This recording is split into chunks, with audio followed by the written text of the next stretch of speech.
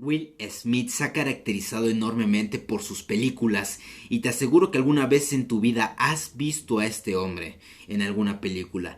Este es el caso del actor de Hollywood que cayó de un avión. Sí, así como lo escuchas, este hombre superó sus más profundos miedos al caer de un avión por las alturas.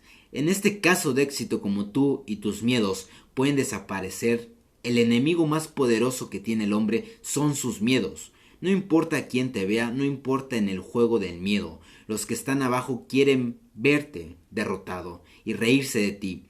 Estás tú y tu miedo. Al carajo con lo que digan y opinen de ti. Tú vienes a cambiar el rumbo de sus risas.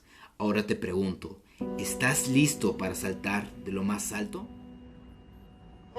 Yeah, for me, the daily confrontation with fear has become a real practice for me since about three years ago. I went skydiving in Dubai, right? And skydiving is a really interesting confront with fear, right? So I gotta stand up. I'm sorry, I gotta stand up. I gotta stand up. All right. So all your friends, what happens, you go out, sorry, I dropped my thing. So what happens is you go out the night before and you take a drink with your friends and somebody says, yeah, we should go skydiving tomorrow. And you go, yeah, we'll go skydiving tomorrow. Yeah, and you go, yeah, and everybody goes, yeah, right? And you go home, you by yourself, you're like, right? You're like, well, I mean, they was drunk too. Right, so maybe they not, maybe, I mean, we don't have to go. We don't have to do it. So then that night you're laying in your bed and you just keep, and you're terrified. You keep imagining over and over again jumping out of an airplane and you can't figure out why you would do that, right? And you're laying there and you have the worst night's sleep of your life, but you still have the hope that your friends were drunk, right? So you wake up the next day and you go, down and you say where you were going to meet and everybody's there. You're like, oh, shit. All right, cool.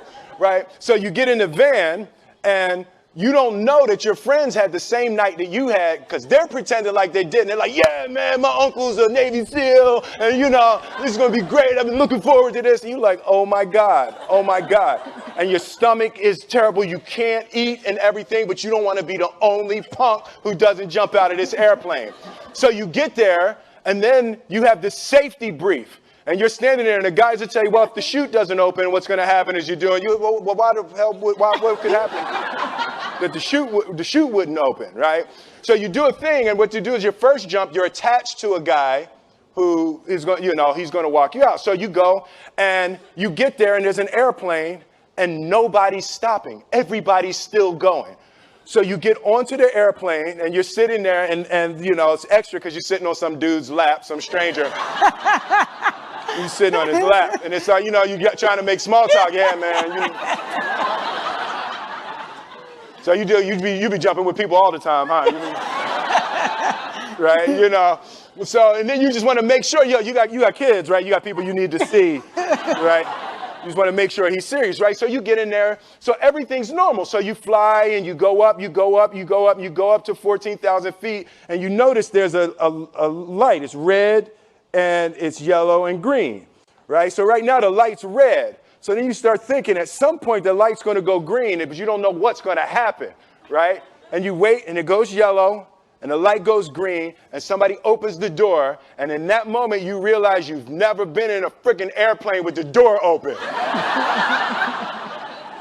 Right? Terror. Oh, sorry, I'm spitting. Oh, sorry. No, terror. Right? So you go, and then, if you were smart, you sat in the back so you don't go first, right? And then people start going out of the airplane. And you go, and the guy walks you up to the end of the thing, and you're standing, and your toes are on the edge, and you're looking out down to death. And they say, on three. And they say, 1, 2, and he pushes you on 2 because people grab on 3, right? Right? And you go,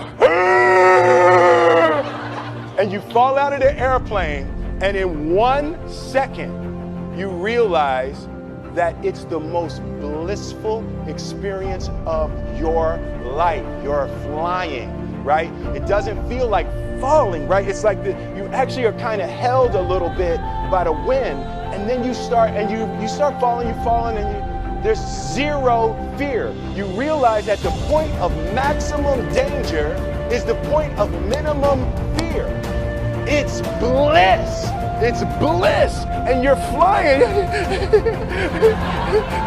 Right? And you're doing that. And then 20 seconds, 25 seconds, 40 seconds. And you have enough time to just kind of be like, oh, shit, that's that building. That's not like that one. Oh, you can see the ocean. Right? You start doing all of that. And the lesson for me was, why were you scared in your bed the night before? What do you need that fear for? Just don't go. Why are you scared in your bed 16 hours before you jump? Why are you scared in the car? Why could you not enjoy breakfast? What did you need that? The fear is fear of what? You're nowhere even near the airplane. Everything's up to the stepping out.